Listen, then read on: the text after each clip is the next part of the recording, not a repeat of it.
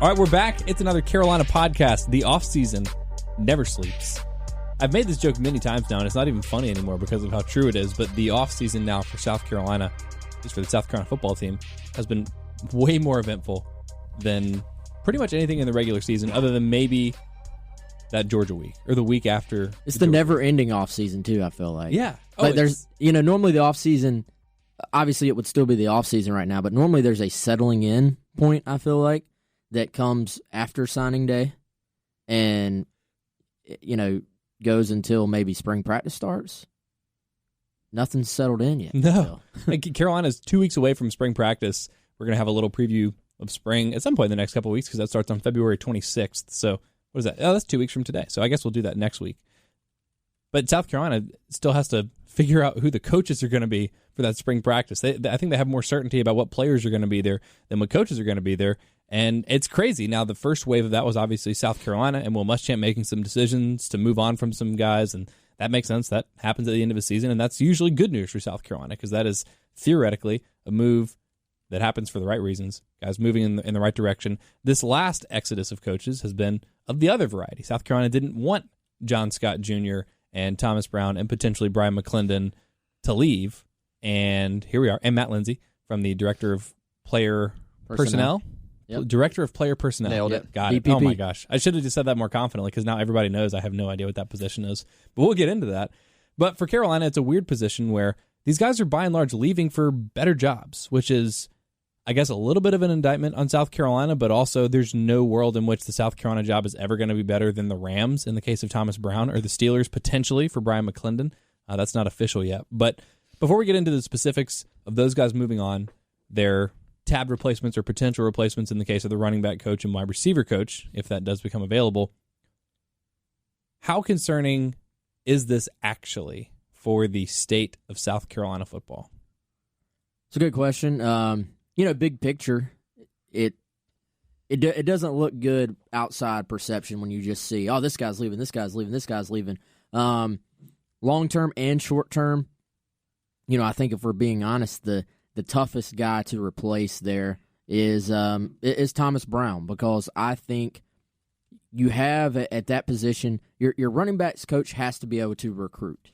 In like modern day structure of a staff, your D-line coach can be more of like a teacher developer. Your O-line coach has to be able to develop. Your OC and your DC have to be sharp. X's and O's, development type guys. And if any of those positions, the guy can also be an above average recruiter, that's like bonus, I think. Well, the thing with TB, I believe, is that he's an elite recruiter. We've seen that. South Carolina just traditionally has not gone outside of its general recruiting area and landed 5-star guys like Marshawn Lloyd. That's impressive, and it's not just talk. It is a tangible result. And even within the recruiting area, it's not like they have a laundry list of 5-star guys, especially guys from Georgia's backyard. Exactly. So I think you look and they go get Marshawn Lloyd and completely revamps the running back room. Well, on top of that, from everything you hear about Thomas Brown, he's a great to elite coach at the running back position as well, which, a lot of the running back position is go get a really talented guy and then turn him loose. But there are coaching aspects to that. So to me, there's very few guys that just match that combination of recruiting, on-field ability. Resume has a great resume from both, hey, I can point to all these dudes I've coached that were studs in college and went on to the NFL, and hey, guess what? I played SEC football myself. Great combination there. It's tough to replace. We'll talk about some of the guys who could replace him later on, I'm sure. You look at the other guys, if you start to sort of break it down, and again, a chance to go to the Rams and coach NFL ball. These college guys... And coach someone that you already coached in Todd Gurley. Yeah, and I don't... Did they directly overlap? I don't think they actually did. I thought they had a year. I guess I could be wrong on that. I'll double check. I'm talking. I don't know that they did, but I can tell you this from what I have heard.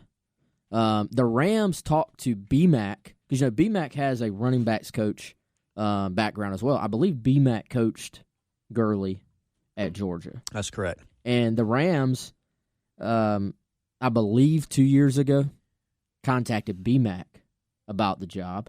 And so they've wanted to go this Georgia connection with that position to try and get the most out of Todd Gurley.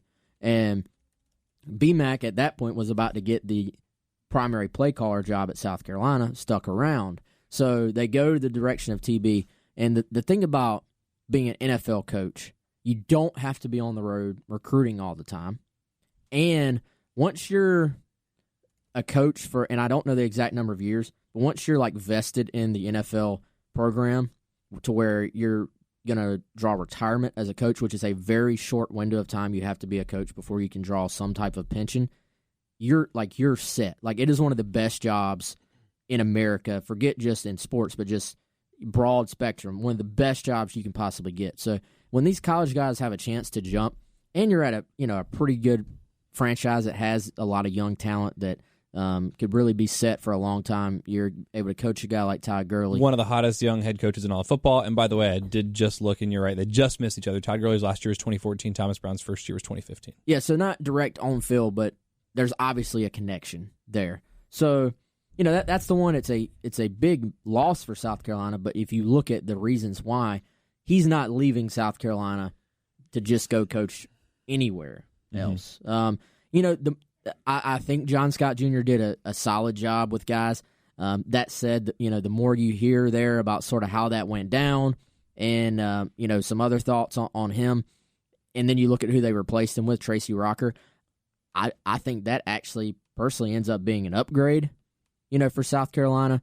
I think, you get to the other position, Matt Lindsay, from everybody you talk to, did an outstanding job with that spot. It's not really like a public job. We'll talk about that more later as well. If it weren't attached or happening in the same weekend as Thomas Brown and John Scott, it would have been a footnote. We wouldn't have been leading the podcast with it. It would have been either somewhere in the middle or at the end, which is not to say that it's not important, but it's one of those things where if you're a South Carolina fan and you're, boo-hooing, woe is me, woe is the program, the exodus of these coaches, you're throwing Matt Lindsay in there, and it's like, okay, most people listening to this podcast, and I feel like most people that listen to this podcast are pretty diehard and know more than your average fan about Carolina football, probably still didn't know who Matt Lindsay was, which is fine. That's not a slight to him. That's not a slight to you if you didn't know who Matt Lindsay is. It's just, it's one of those things that makes it feel a little bit more like a snowball. And that's why, to your point about the optics, and this is what's been complicated for me, the optics are bad, unequivocally. When you lose that many coaches and in this kind of fashion, and I don't know how much y'all know or are at liberty to say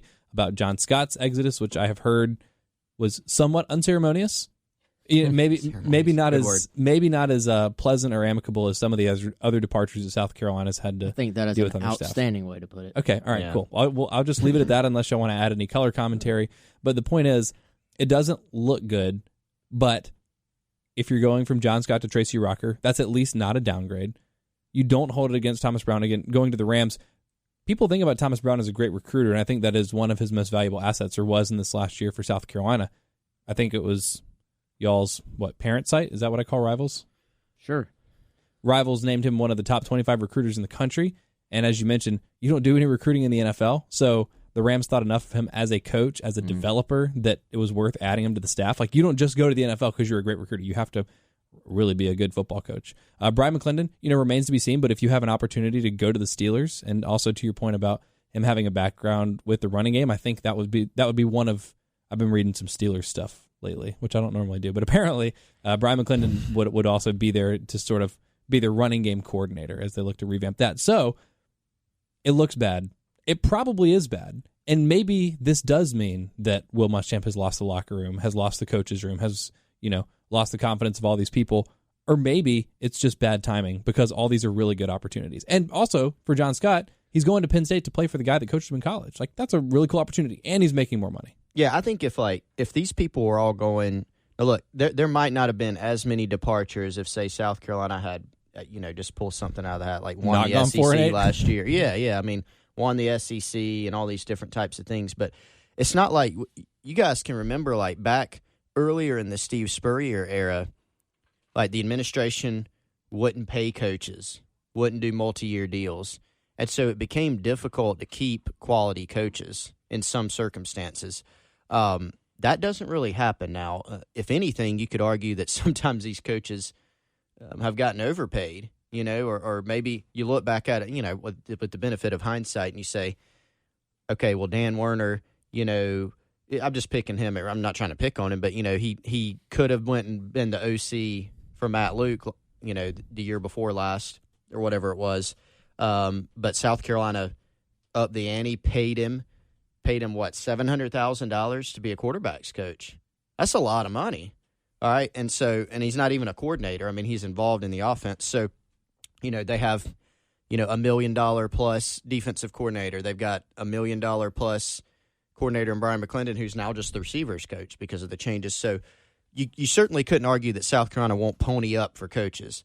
So I think it's just a combination of all those things. Now, the stability factor does play into it because back in December, all right, the season had gone bad, 4-8. Then you got Bob Caslin publicly making it known, Bobby, that Will Muschamp was, whatever his intention was or wasn't, it placed Will Muschamp in the crosshairs of this situation's sort of rough. And everybody in that football building was going, man, this is tough. Are we going to be able to survive this, et cetera? And so there was a concern at that time about, is there going to be an exodus of coaches? And it would have been understandable. Maybe not even just because of the season. That played into it because you go, okay, 4-8 in year 4, that's not very good. But then you've got a very public figure with power at the university, to say the least, saying, he's the coach for now or whatever, however you want to couch it. And so that in a coach's mind, you're going, okay, how can we get more stable? So when you look at you have the option. You're like, if I'm going to be looking for a job because my head coach loses his job in a year, or I can look for my own job, basically find the best thing for me rather than having to scramble for a job next year. You can't blame anybody. So Matt Lindsay goes to Ole Miss and works for Lane Kiffin. He's going to get 4 years or so, you would think, at a minimum to help turn that around, maybe less, but 3 or 4 years. So you're sort of restarting your clock. It's not like Matt Lindsay was unhappy here, but you get that. You get a better title, and I don't know about the pay, but maybe it's better, maybe it's similar, whatever. I've heard it will be. I don't know. Right, that's it probably not really will be. confirmed, and they're going to call him the general manager, right? Yeah, which is easier to remember than director of player personnel. And it's an upgraded position, supposedly. Right, and you get a deal where, Matt Lindsay's a guy who's, he spent time with the Philadelphia Eagles as a director of scouting, and so for someone that has general manager in the NFL aspirations, that makes a lot of sense. And quite frankly, it would make sense even if South Carolina was really good as a program right now. You would look at that and go, okay, I understand that. John Scott Jr., same thing. He gets a raise. He gets a multi-year deal. He's working for a guy that he played for in Brent Pry at Western Carolina, and he GA'd for in the past. So that makes sense. And then Thomas Brown, he may have bolted to the Rams even if South Carolina had won the national title last year because he's had a, because it's the freaking Rams. if he would have moved to, if he would have said, you know what, guys, I'm going to go take the Western Michigan running backs coach job. There's something wrong with this picture. He just got a raise. Is the stability here great? No, but he gets to go to the NFL. I was told it was unlikely he would have left for another job except for the NFL, and so he got that opportunity. We saw Marion Hobby at Clemson, for example, just to use a local example. Wasn't it after the national title he went to the NFL because he liked the NFL? For some guys, if you get into the NFL, it can be even a better lifestyle. Even though that's sort of a grind and all you're all football all the time. Here or in college football at some places, it's football and it's recruiting and it's all these other different things. There's so much travel with the recruiting. Travel, yeah, and time. And now some guys in the NFL, I've heard of some head coaches in the NFL of you're there early in the morning and you're out at midnight, like every day. But most of the time not. So all the moves, the point is, I think all the moves are understandable, even if things were going pretty well. But I think that did, for some guys, play into it. So I have a follow-up, but I want to go off on a tangent here. Because I texted y'all last week, and I said, because you mentioned Bobby C., which is what made me think of this. I did not tell y'all my Bobby C. story, did I?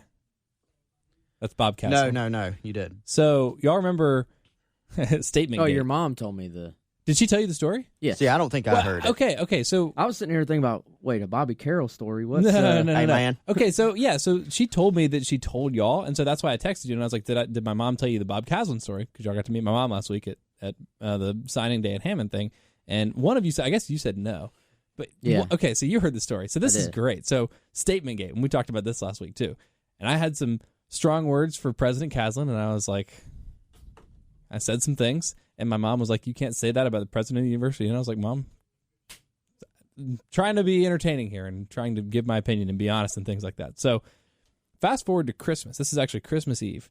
My girlfriend's dad is an employee of the university. He used to be the dean of a satellite campus. He's now the dean of another satellite campus. He's like, dean. So I guess he knows Bobby. They talk, they email, whatever. Are you about to get him in trouble for telling this story? Well, no, and that's why I'm being discreet because I don't want anyone to be able to discern the identity of either of those people. But President Caslin got his employees, I guess at a certain level, Christmas presents. Got some mulled wine for my girlfriend's dad. Nice bottle of mulled wine. I love mulled wine. Do you like mulled wine? Never had mulled wine. That It's just sounds. it's like Was that bad it wine? needs a new name, I feel. yeah. How about just old wine? Because that would be good. Mulled, Mulled. But it's like mold. wine. I thought you said mold. No, You mulled. did an O sound. Mulled wine. It's you serve it in the wintertime, and it's got like a bunch of traditional kind of Christmassy spices like cinnamon and clove and allspice and nutmeg and things like that, and it's wine. So it's sort of like wine meets cider. That was very thoughtful of him. Did he do it himself? Like mash the grapes and ferment them? I'm sure he must have. Now here's the part I don't want to get my girlfriend's dad in trouble, but he doesn't like mulled wine, and my girlfriend knew that I liked mulled wine, so she was like, "Hey, do you want this?" And I was like, "Yeah, absolutely." And I was like, "Wait a second, where'd this come from?" And she was like, "Well, President Caslin gave it to my dad." And I was like, "This is great." My mom told me, I have to be careful. The university might get mad at me. Bob Caslin might get mad at me. They might, get me fired from the flagship station of the university because I'm saying bad things about the president. And then I'm sitting there like 2 weeks later with a Christmas present from the president. And of course I was like, "Hey, Mom, you were wrong. President Caslin gave me a Christmas present." And obviously that was not the case. But I ended up with a Christmas present from President Caslin, despite saying that he was an idiot like 2 months ago. So I thought how about that? I thought that was a sign from the universe to keep doing what I'm doing and to not be discouraged. Anyway, I thought that was funny. So I just wanted to share that story since you mentioned President Caslin. Thought it was funny. Wes has already heard it. I hope you enjoyed that. That was enjoyable. I like the picture that he personally. You know how you see the people. I can't remember where I saw it, but like literally they like put the grapes in a big bucket and they like step on them. Yeah. You step on them. I imagine him doing that.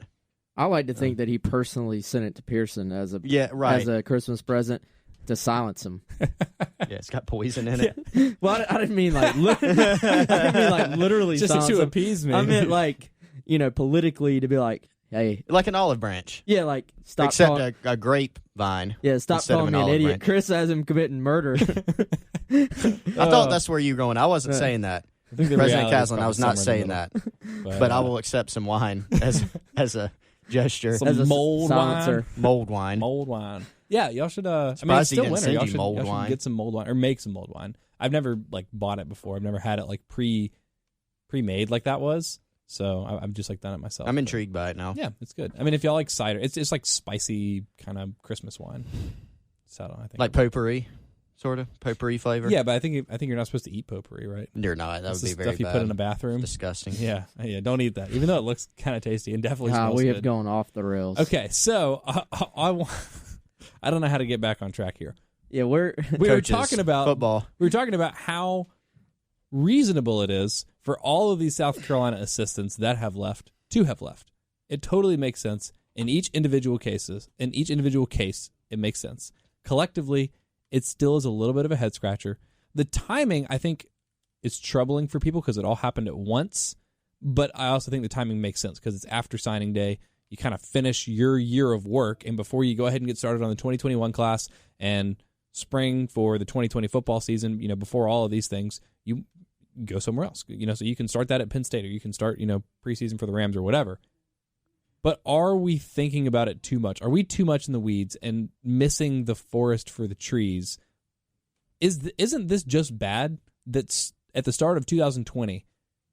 The only returning assistants from the 2019 season will be Bobby Bentley, Mike Peterson, Eric Wolford, and I guess T-Rob. Isn't that just bad? Even if it makes sense for all those guys and to have Kyle left. Krantz. And Kyle Krantz, yeah.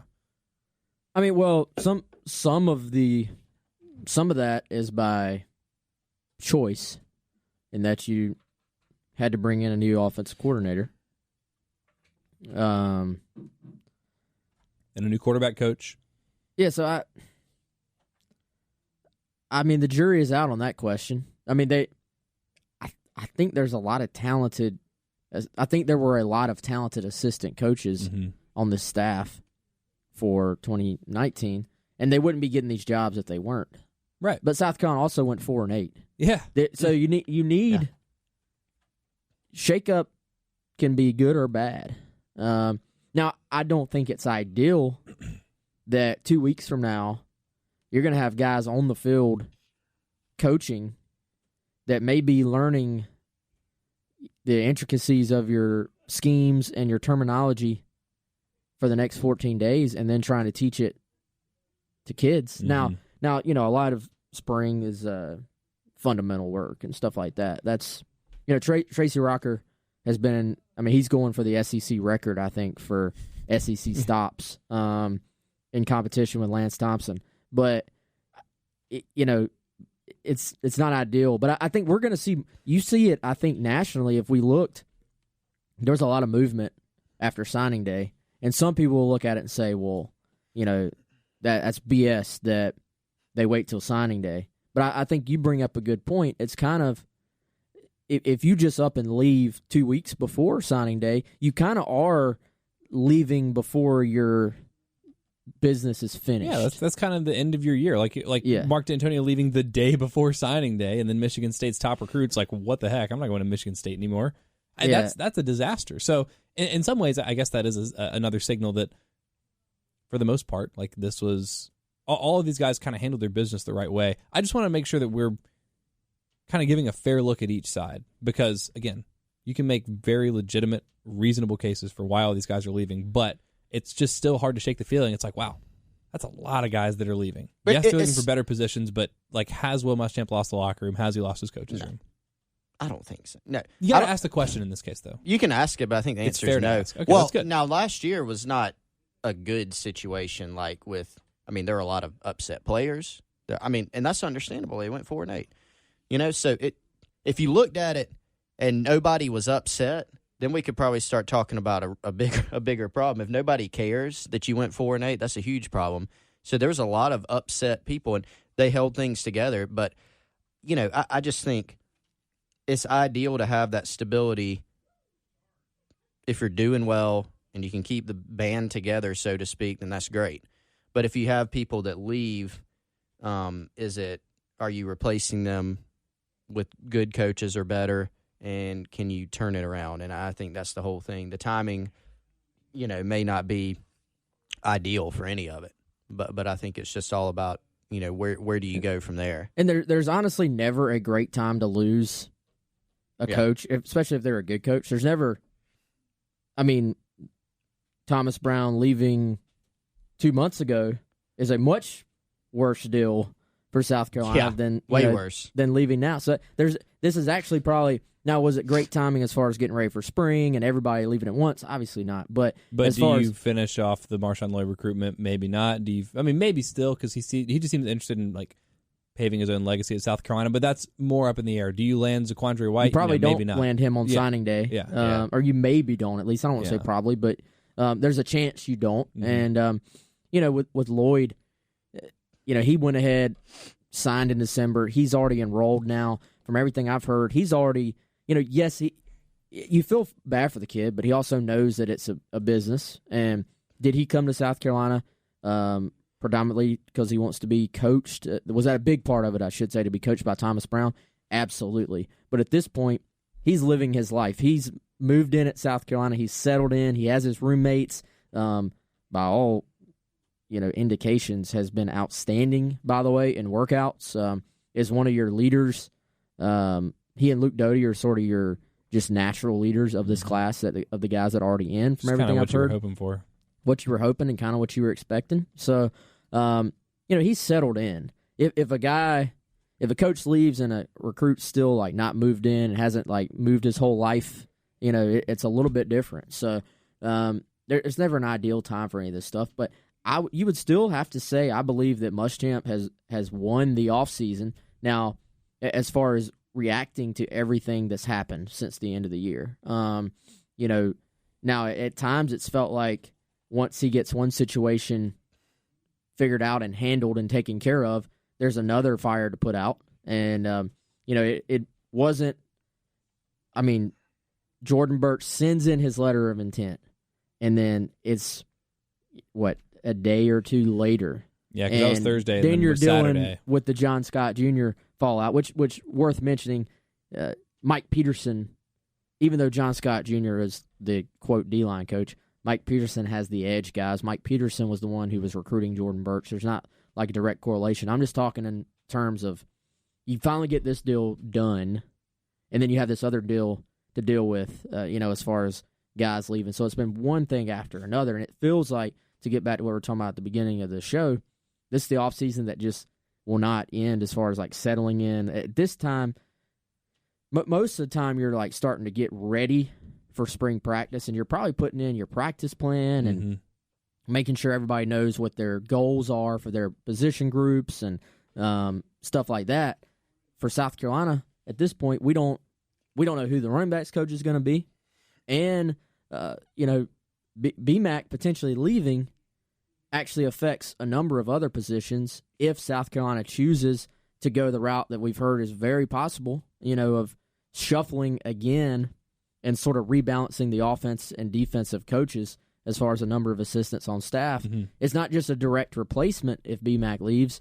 It affects all these position groups, so you're kind of in limbo right now, I feel like. So a couple places I want to take that. First of all, I want to stick with the 2020 class because I think that's an interesting element of this, because it seemed like after signing day, and of course, because it is the offseason of 2020, it couldn't happen without drama. There was the delayed Jordan Burch letter of intent. Once that got resolved, Thursday afternoon and Friday, it seemed like a sigh of relief. And for me, just trying to sit back and look at the whole big picture of it, you're like, wow, Carolina went 4-8. Early signing day went pretty much exactly as planned. And my feelings afterwards, and I said this on my local show, I said, this is important because not only did Carolina not take a step back, not only did they maintain what they thought they had in the 2020 class, but they actually won a head-to-head battle for Jordan Burch that puts them kind of ahead of schedule. And you never could have counted on that based on how the season went. So Carolina was doing better than staying afloat. And then there were some of those staff changes. But up until this weekend, you're like, okay, losing Coleman Hutzler really stinks. He's a bright young mind. Obviously, he's well-regarded in the ranks of college football. But by and large, you feel like the other decisions that you've made on your staff are good. Bringing in a new strength and conditioning coach, how much of a difference does that make? I don't know. You at least have a new message, some new energy in the weight room. That's cool. You have Brian McClendon still on your staff despite demoting him. You bring in a guy in Mike Bobo that is well-respected, that has a ton of experience. Like, the offseason was going better than it ever should have for South Carolina after a 4-8 season, and I thought that was a huge credit to Will Muschamp, like I said, for keeping everything afloat. Now, this doesn't totally flip the narrative, but this is the other side of that coin. This is where you start to see, okay, this is what, this is kind of more what we expected in terms of, instability and upheaval and influx, but crucially, at this point, it doesn't seem like it's going to have any effect on the players in the 2020 class that are going to have to come in, and a lot of them, or at least some of them, are going to have to contribute meaningfully right away to right the ship, so that Will Muschamp even has a chance to get his hands on the 2021 guys. And hopefully that class goes as well as 2020 for South Carolina. But have y'all heard any indications? I don't think this is the case. I haven't heard anything. Have y'all heard any indications that anyone in the 2020 class is upset that his position coach is gone and that they're looking to make any moves? No, I don't think anybody's looking to move. I mean, the one that people were worried about, people were worried about Jordan Burch just because of how that thing went down and all that, but I think everything's fine there. Again, like Wes said, the people most involved in Burch's recruitment were Mike Peterson, Will Muschamp, and Travaris Robinson. And so all those people are still in place. Nothing has changed since the end of the season from the time he signed. People were worried about Marshawn Lloyd because he's a 5-star. He's a really needed player, and Thomas Brown was really the crucial link there, but he understands. I think Marshawn even put something on Twitter that, people didn't really know what it meant, but it probably related to, doing what's best for your family. And probably related to Brown, but just talking to some people about that, I think he's fine and he understands that that's sort of the nature of the business. So, and like you said, Pearson, I mean, Marshawn's a different cat. I don't think that – I think it's unlikely he would have ever gone to South Carolina if Thomas Brown had not been hired, because I don't know if anybody else would have actually gotten him on campus for the first time and then back again and and gotten him committed. But now that he's in the fold, I think everything's good there. And, I mean, you're right. That to have the recruiting class at South – and I've talked to a bunch of people about this – to sign the class that they did under the circumstances, some of them created by the staff, some of them not, is miraculous almost, to sign. I mean, South Carolina hasn't signed 2 5-star prospects since 2002 in a single class. They've only signed 5 this decade total, and that includes the 2 from this class. So to sign that class and some of the other guys, I mean, it's not even, aside from Birch and Lloyd, is really tremendous, in my opinion. Now it's about improving the product on the field next year and then trying to build on that. And I think the 2021 class is going to have some challenges because now you're getting into a deal where the hot seat stuff is still going to be there. The in-state class, there's probably about 3 guys that South Carolina wants to sign from the state of South Carolina. You got some coaching changes. So there are a lot of questions, not as much recruiting momentum for that class. Eric shared this with me on my local show on Monday because I was having a similar conversation with him about what it meant, what the implications might be for guys in that class, and he said, I don't know if this is conventional wisdom, so maybe y'all can enlighten me here. I don't know if this is normally how coaches coach their players, but Eric said, don't make a decision on where you want to play college football based on your recruiter or an assistant coach or your position coach, because there's a very, very good chance that person won't be the same the entire time. Now that seems to conflict with what y'all have told me and what I've heard from other guys that have been in this business for a long time, that arguably the most important part of a player's recruitment is the relationship with his coach. So how do you reconcile those things? Well, I think, and something I think South Carolina does a good job of, is team recruiting. And what I mean by that is that you don't really have one guy, recruiting a kid. Now, obviously, I mean, we talk about elite recruiters and great recruiters, and so it's a factor. I mean, you're a salesman at that point, and so it is a big part of the equation, I think. I think what he's probably looking at it from a perspective is of a high school coach, who has guys that are being recruited, and you probably have to tell your kids, hey, everything he's telling you is good and well, but you got to be aware that guy may not be there for the 3, 4, or 5 years that you are. And that's part of it. And, I think a great recruiter is not going to just sell himself. He's going to sell all the other things about the university that will be, helpful to a kid and why he might want to go to that particular school. But back to my first point, like Jordan Birch, Will Muschamp, point man, very heavily involved. Mike Peterson, I still believe, hasn't gotten enough credit as far as his involvement with landing Jordan Birch. Then you have the defense coordinator and T-Rob heavily involved as well. I think it doesn't have quite as big of an impact when you consider that the head coach has been so involved with every single kid that South Carolina landed in this class. I mean, you look, Luke Doty lost his recruiter and future position coach before he even signed, and Dan Warner, and never wavered for a split second. Now, that was partially, I believe, because Muschamp had sort of been involved in, sharing his vision with Luke and for Luke at South Carolina. And that went well beyond just being coached by Dan Warner. Now, the other part of that is that I believe Luke was one of those guys that he did want to play for Dan Warner. He did like Dan Warner. Dan Warner did a great job recruiting him and building a relationship. But I think Luke Doty decided when he committed to South Carolina that he was committing to South Carolina. So he did what, Eric Kimmery is talking about. He committed to the school. So I think every kid is different. Some kids don't have the guidance of someone to tell them, hey, you need to look at the complete picture.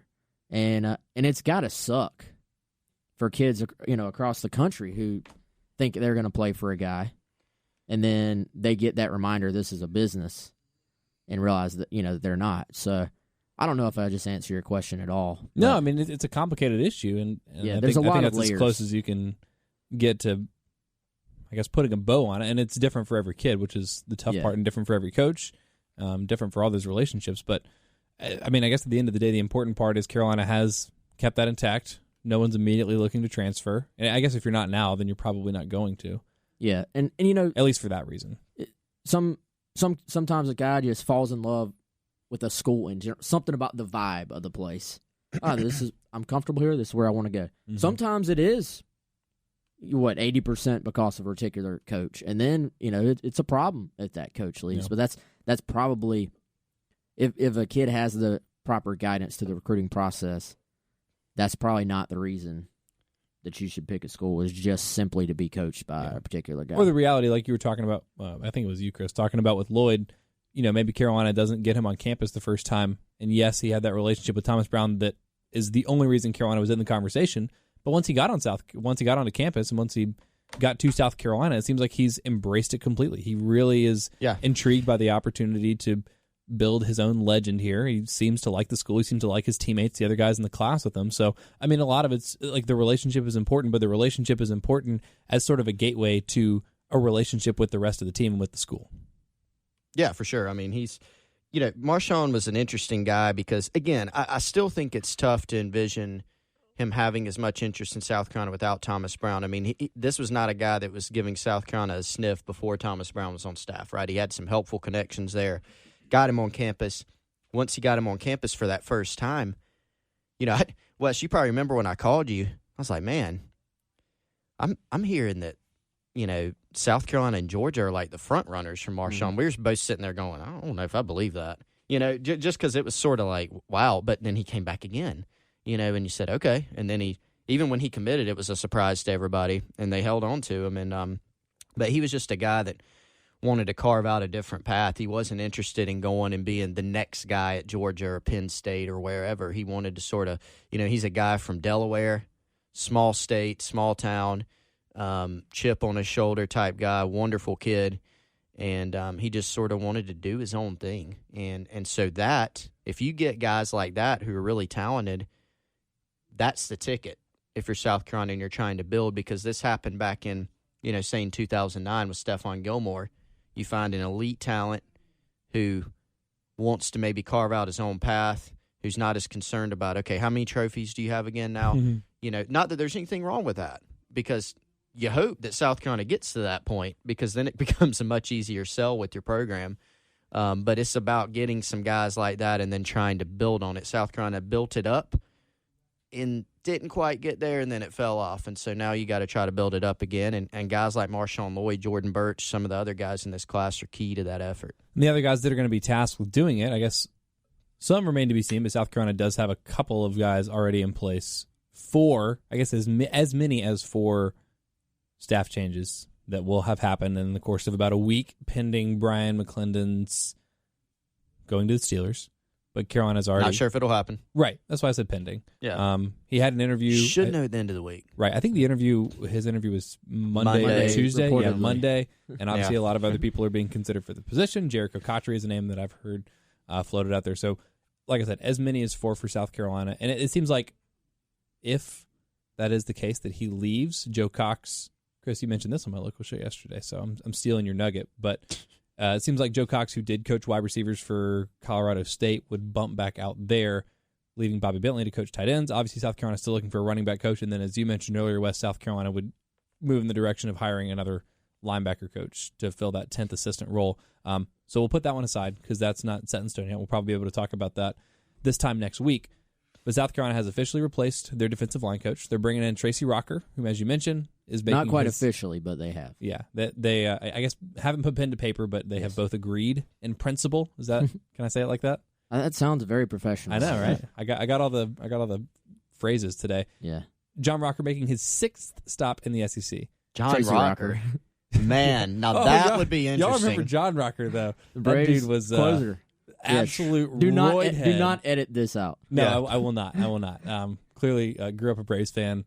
Yes. He was pitchers and catchers polarizing report today, figure. by the way. Oh yeah, that's right. Polarizing Happy figure is a February good. That's good way yeah. to put it. Yeah. Like some of the stuff that he said was like horrible then in like 1999 when you could say almost anything. When you could say almost anything. I cannot imagine what would happen if John Rocker were in today's MLB.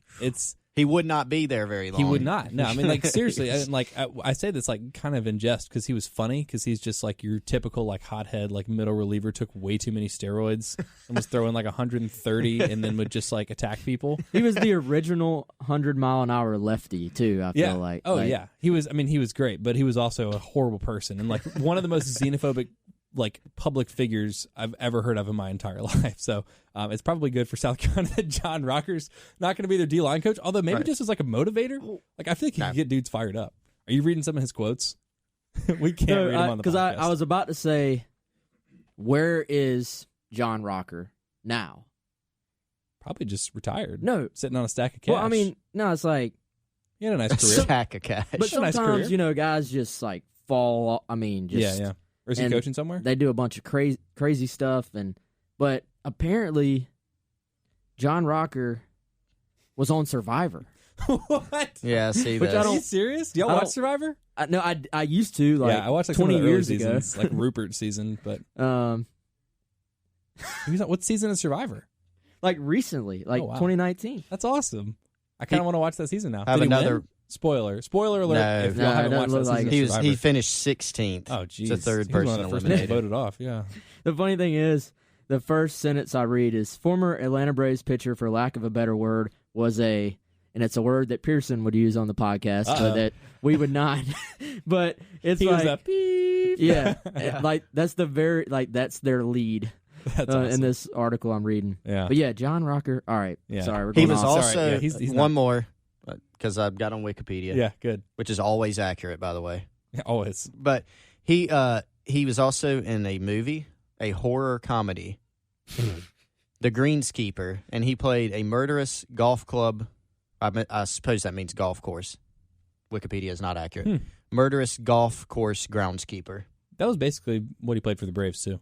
Yes. Is that a He was Netflix original? Murderous pitcher. I don't know. Well, Netflix 2002. Oh, Yeah, it might have been then. Might have been in Blockbuster at that time. Hollywood movies? Or Hollywood movie. Yeah. Or Moo. Hollywood movies where the Buffalo Wild Wings is now on Garner's Ferry. That used to be a Hollywood movies. I used to go there all the time. That's right. It sure was. Yep. Yeah. TBT. So John Rocker is all right. not the new D-line coach. For those of you that tuned in thinking we were going to talk about Carolina football, not expecting to have a throwback to John Rocker, there you go. Happy Wednesday, or whenever you're listening to this. But Tracy Rocker is making his 6th stop at an SEC school, most recently at Tennessee, also Arkansas, Ole Miss. This is now South Carolina. I'm missing 2. Auburn, where he played, and, also in right. Georgia. In Georgia, Mm-hmm. Yep. So that's a lot. A guy that's very well regarded. I don't know about his recruiting prowess. I'll just ask you guys. But the one thing that I do, I guess I don't know this about him, but in reading up on him in the last couple of days, seems like he is as well thought of as a developer of talent as anyone at that position. He is. And so that's the question we always get when a new coach is hired. It's always, well, how is he as a recruiter? How is he as a coach? So to sort of go back to when John Scott was hired, we got that question. And from what we had picked up just sort of in the industry, he was thought of as more of a developer than a recruiter. And some guys you get the opposite, right? He's more of a recruiter, not as much of a developer or a coach. So Rocker is going to fit, more into that developer type of role. He's not going to be thought of as an elite recruiter, which that can change. We've seen guys in the past be billed as super elite recruiters, and then they get somewhere else, and, now they're not anymore. And so some of that has to do with the logo. That helps, we could all three go to Alabama and recruit and probably be pretty decent at it. Maybe we wouldn't, but we would be decent at the very minimum. We maybe even be very good. So I think it just depends. A lot of it depends on where you are. So, but Rocker has a really good resume. He's a guy that South Carolina, that Will Muschamp looked at hiring back in 2015. I told you yesterday, Pearson, that I went back and found one of our old reports from November 2015 and mentioned 3 possible staff hires for Will Muschamp, and they are T-Rob, Bobby Bentley, and Tracy Rocker. So he was a guy that's come up. The timing wasn't right then, and it is now. And so he's got NFL experience with the Tennessee Titans. He's got the 5 SEC stops, now on his 6th and has really typically squeezed a lot of production out of the guys wherever he is, and did a really nice job with Tennessee this past year as well, a group that wasn't a lot of expected out of that D-line group. Yeah, and I think the funny thing was back then, everybody was talking about those three names, that Brian McClendon was going to come in and be the receivers coach, that Kurt Roper was going to be the offense coordinator, and like all those things came to pass except for Tracy Rocker. So y'all were just early. Yeah, exactly. Yeah. We can say we reported this yes, way back then. But no, the thing I like about Tracy Rocker, like we talked about earlier, there are certain spots where I think you have to have guys that develop. And defensive line, South Carolina has talent at that position already. They have young talent at that position. And you want a guy that's going to be able to come in, build a relationship, and develop them, on the field and off the field.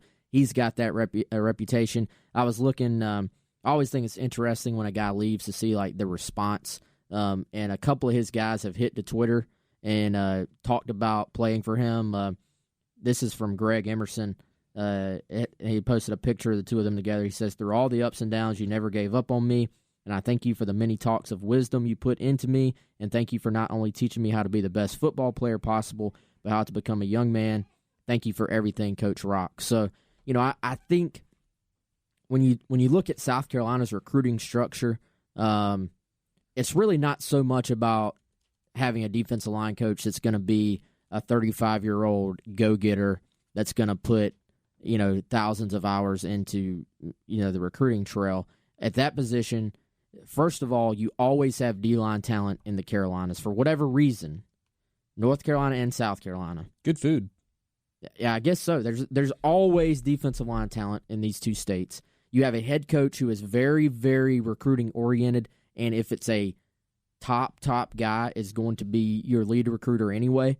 So I think it's much more important for you to have a guy with a resume, has SEC background, NFL background, has guys you can point to he's developed, and, pointing to that tweet right there, that has built actual relationships, not just business, like salesman-type relationships, actual relationships with their kids.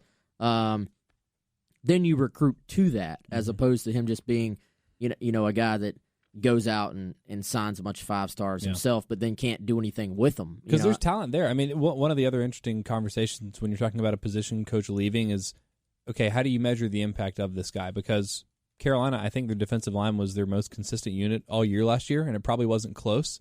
And you say there were a lot of talented guys on there. Obviously, Javon Kinlaw's a top 10 pick. That certainly helps. But how much of that is credit to John Scott? And you find out when Carolina lost Brad Lawing and Deke Adams came in, you saw an immediate drop-off in production. I'm not necessarily adding him, but there's some guys that are just better. Guys are better than other guys. There's no other way around it. So it's hard to measure, and obviously this year will be an interesting test. But also, for Rocker, to your point about developing, he's still got a talented group. It's a nice mix of like still youngish guys that have experience. JJ Anigbare, Rick Sandage, Keir Thomas, obviously a lot of experience. And then obviously the young guys coming in.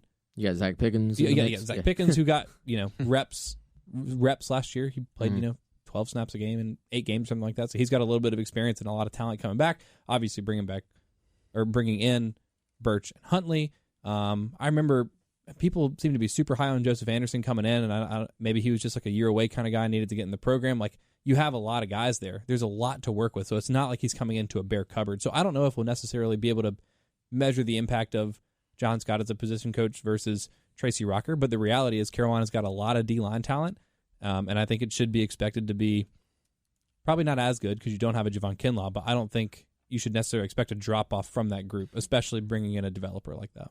Yeah, and I think, again, worth pointing out that Peterson, has sort of been in charge of developing the edge guys as well. So, and I think has done a great job with that. I was trying to find, I put together, and I can't find it off the bat, but I counted how many 4 or 5-star guys South Carolina will have to work with on the defensive line by Rivals rankings. I think it was like 10 dudes. Does that make sense? I mean, that sounds crazy. 10 4 and 5-star guys? We have Birch, you have Huntley, you have Pickens, Sandage, Sandage, you'd have Anderson, Enigbare, Aaron Sterling. Aaron Sterling was 4? Yeah. Oh, yeah, I forgot he's back. He had a really nice year. Yeah, he did. There's 7 right there. Damn. Rod Fitton I think he ended up as a high 3-star instead of a 4. We'll look at 24/7. Make the case for us. Whoever. We'll do like some people do, and they say whichever is higher. Has their favorite schools higher is the most accurate. Yep. And not definitely. Yeah, there you go. Yeah. But yeah, point being, there is a nice mix of talent. You obviously, I think you want to see like Rick Sandage and Zach Pickens make that like big leap from sophomore to junior for Sandage and from freshman to sophomore for Zach Pickens. But I think there's a good chance of that happening. This line probably, well, not even probably. There's not going to be that just Javon Kinlaw in the middle, more than likely. But I think as far as across the board and depth, I'm curious to see what happens at the buck position. But I still personally, even though he's 275 pounds, I'm wondering if Jordan Birch just doesn't start out at buck and you just turn him loose there and see if he can't push. Because Enigbare and Sterling both did a nice job at that sort of opposite defensive end spot. I feel like Sterling would be a fit because he is a little bit smaller, and so you can trust him in space a little bit more like you could with Wanham. But you're right, he was so good on the other side of the line. I feel like you don't want to mess with that. But I think it is fair. I mean, now we're getting into like more of a season preview than anything, but I think it's fair, even if it's not as dominant because you don't have that one guy. I think the defensive line should be expected to be similarly productive to last year. That's not ridiculous. So agree. And there's some depth, which is always nice. Yeah, depth is good. So that's Tracy Rocker. Other new assistant that is official for South Carolina. Well, I guess not assistant, not an on-the-field assistant, but an important role, apparently. Matt Lindsay's replacement, Drew Hughes, also coming over from Tennessee. What is that role?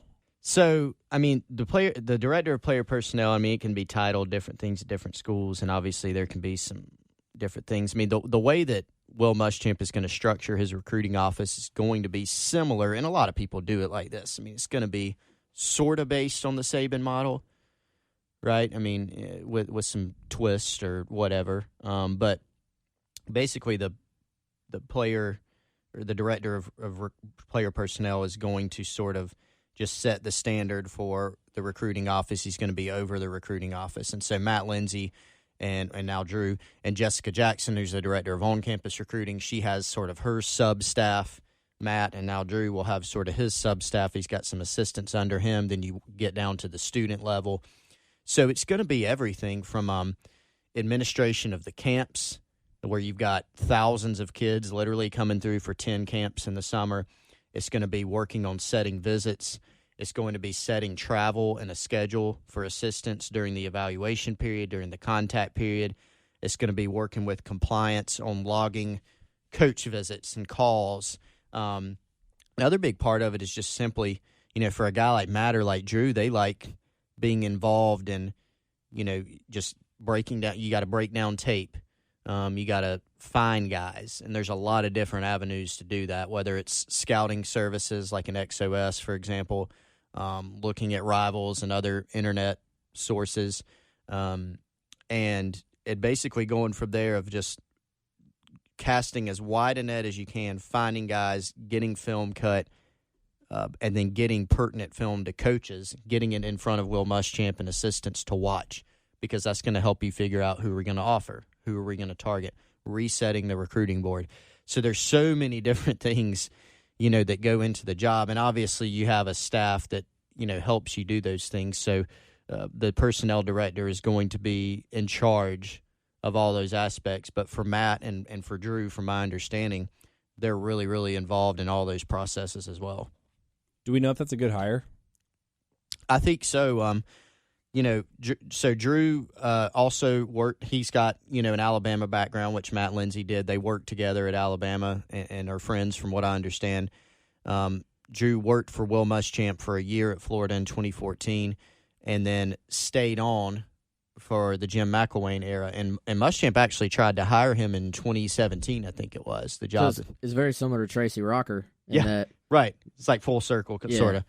Yeah, so, Muschamp tried to hire Drew, and he opted to stay at Florida. I think he maybe got a raise there and opted to stay. But the timing was right, he moved over after McElwain was let go to the Tennessee staff, and now back at South Carolina. But, yeah, I mean, from what I've heard, he's a guy that he's knowledgeable. He's got some ties to, the state of Alabama, which I think you're going to see South Carolina hit Alabama harder, particularly in this recruiting cycle, and is organized and is a guy that likes to grind and likes to watch tape. So I think so. I mean, they work well together. There's familiarity, and so those things can be helpful.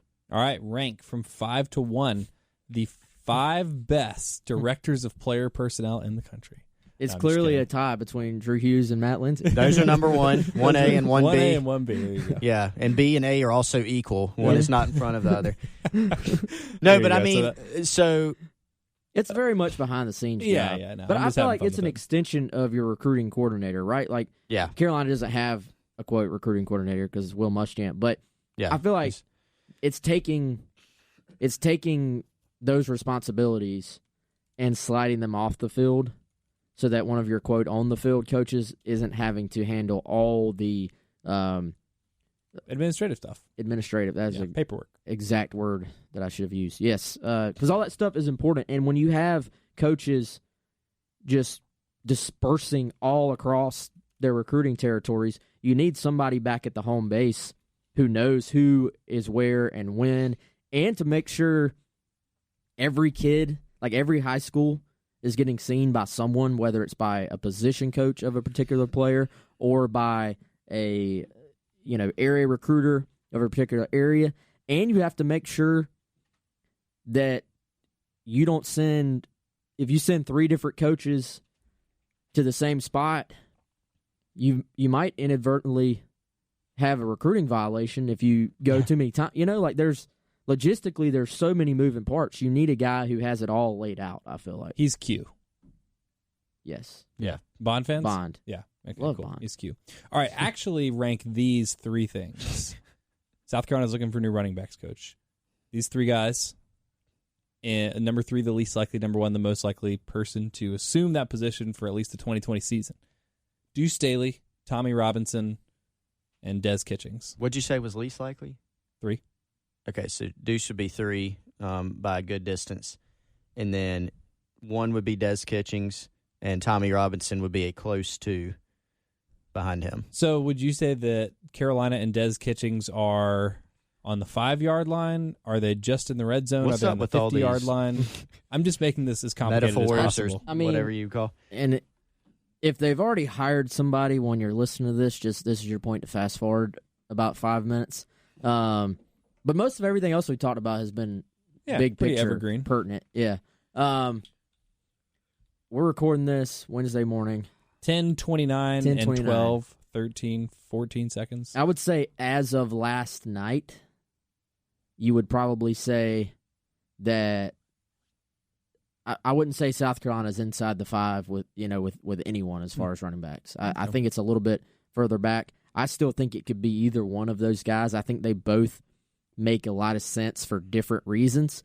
When you asked earlier about obviously what it all means as far as the program and these guys leaving, I think one really big positive we can point out for South Carolina and the program is the quality of guys they've actually had interested in these positions.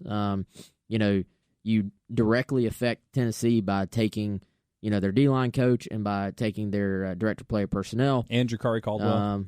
Yes, exactly. And then, you have guys who, with Tommy Robinson and Des Kitchings have done a really good job with their position groups at their particular schools. Tommy Robinson's got a ring now. He's got a ring. I think from a perception standpoint, you would see why Tommy Robinson certainly makes a lot of sense. From a fit standpoint, you would certainly see Des Kitchings, the job he's done.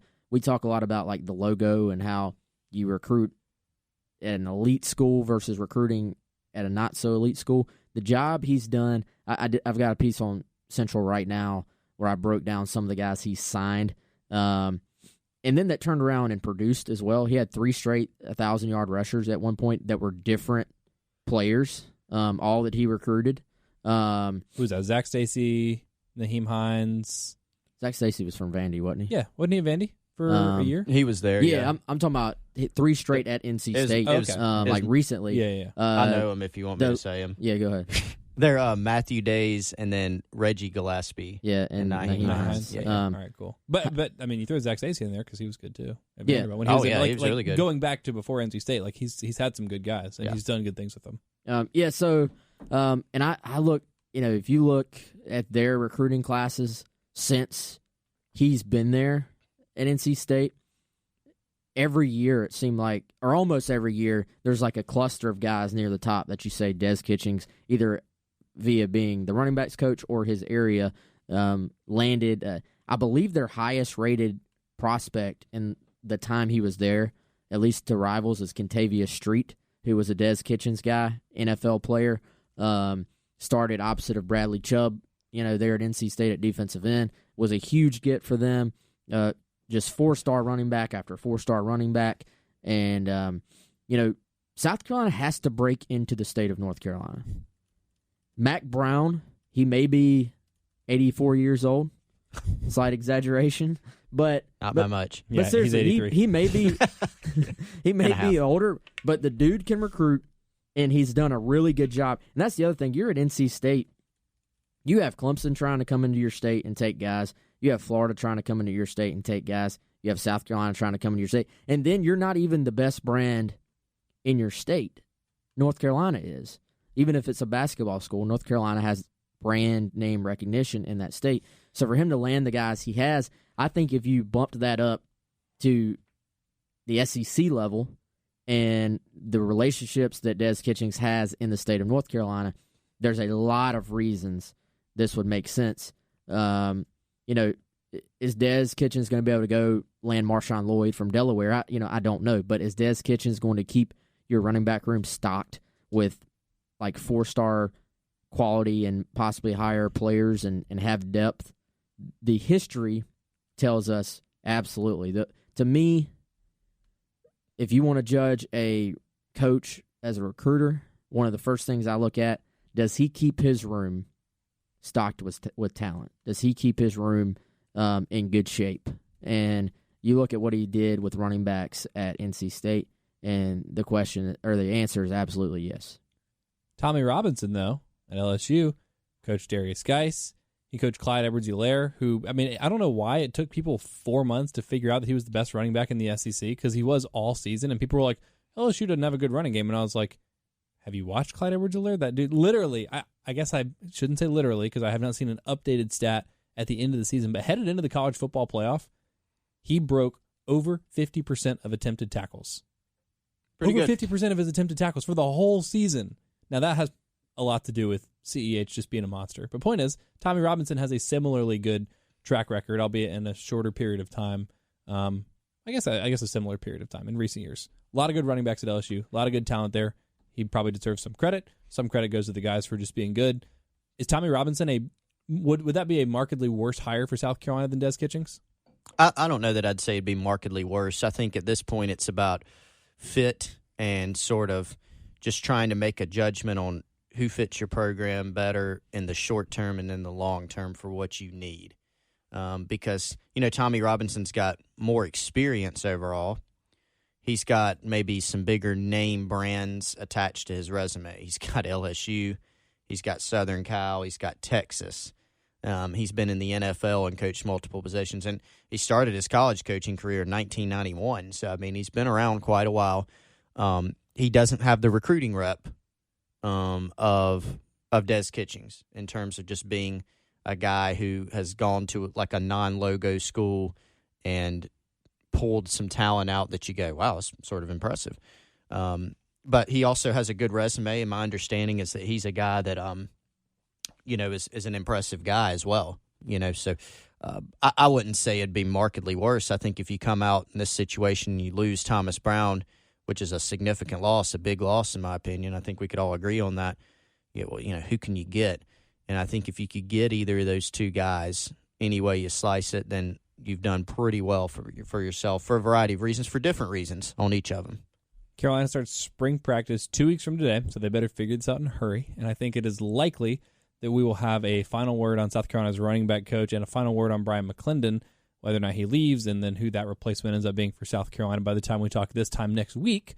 So we'll recap that, provided we have it, and of course give a little preview for South Carolina's spring practice because we at least know the players that are going to be there, and it's a lot of early enrollees. So excited to talk about that.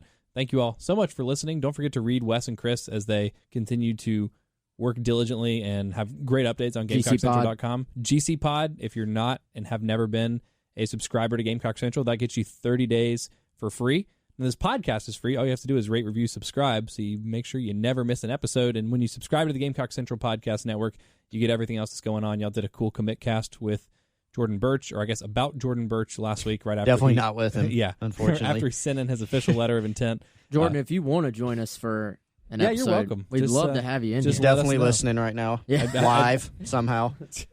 He's just sitting right there in the corner. He's invisible. Colin Taylor and I have the hard foul twice a week. South Carolina's getting into the nitty-gritty part of the season.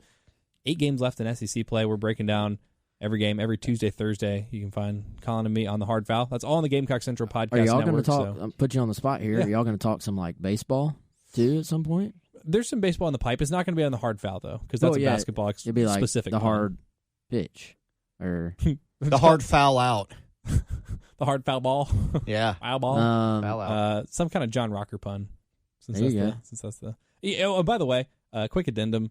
If this bothered you that I said this earlier, you've probably already tweeted at me or commented in like the forum or something like that. But I said John Rocker had a nice career. He did not have a particularly nice career. He only played for like 5 years. I just remember him throwing. He had a nice season, didn't he? Yeah. Didn't he have one? Yeah, it was like dominant season. I just remember him throwing a baseball really, really hard, and that was very impressive to me as a 7-year-old. I think he had one really good year. Yeah, so not a nice career. What years did he play? Do you have that? 98 to 2003. Okay. Yeah. So I was 5 to 10. I preferred Mark Wohlers. Y'all remember him? Oh, Fireballer. Yeah. Oh, He yeah. might have been a little. You might have been really young. The name sounds familiar. Yeah, if you walked in this room right now, I would not recognize him. Me neither, probably. Not at this point. Wes would. Wes loves the Bravos. Wes is going to start his own Just Talk About the Braves podcast on the Gamecock Central Podcast Network. It doesn't really fit with the brand, but I know you need a forum to talk about the Braves. There's a lot of Braves fans in Gamecock Jay Nation. Phillips would be very upset if there's a lot of did crossover. that. Do you think that is the most common, I guess, commonly supported professional sports team in any sport amongst the South Carolina fan base? Yes. I think so, yeah. Because a lot of fans in this area dislike the Panthers. Yeah. It's like the cool torn thing to between do. Panthers, Falcons, and then like a little bit, like for people that were older, that'll pull for like the Redskins or the Cowboys or the Steelers because they were on TV. Yeah. When they were growing up, like my dad is a Cowboys fan. He's from here, but they were just on TV a lot, so that's kind of who he liked. Yeah. Apparently that's like all that was on TV back in the day. Can't imagine. Why didn't people in the 80s just buy a Sunday ticket? I know. A bunch of noobs. Should have thought of that. Yeah. Anyway, we'll be back next week. Colin Taylor and I will be back with another episode of The Hard Foul tomorrow. So rate, review, subscribe to the Gamecock Central Podcast Network. Thanks for listening. We'll talk to you next week. That'll be up to y'all. My pre-workout is like some dates dipped in peanut butter. That's the natural pre-workout. Just a bunch of sugar. I don't know if I've ever eaten a date by itself. Really? Yeah. Oh, I really like dates. Like I like the taste of dates because the Lara bars I get are just cashews and dates. Yeah, I got Lara bars in my desk downstairs right now. Dude, I kill Lara bars. Yeah, me too. They're awesome. They're simple. Yeah, well, and they don't have added sugar, which is nice. Which I started eating them in January because I was trying to eat no added sugar. And I want to try to make them because they're so they're not as expensive as RX bars, but I feel like I could make them for still a lot cheaper because they're still like more than $1 a bar. Yeah. I started buying them off Amazon and getting them like more in bulk, so it's a little bit cheaper. Like 40 packs or something. Yeah, but then they don't taste as good. Like they taste almost stale. A fresh Lara bar is really good. No, I was just thinking y'all should put that at the end. Sponsored by Lara Bar. Do we know anybody over there? Lara Bar? I don't think so. I don't know Lara at all. I feel like they're German because they have the umlauts over the A's. That's true. It's like Lara Bar.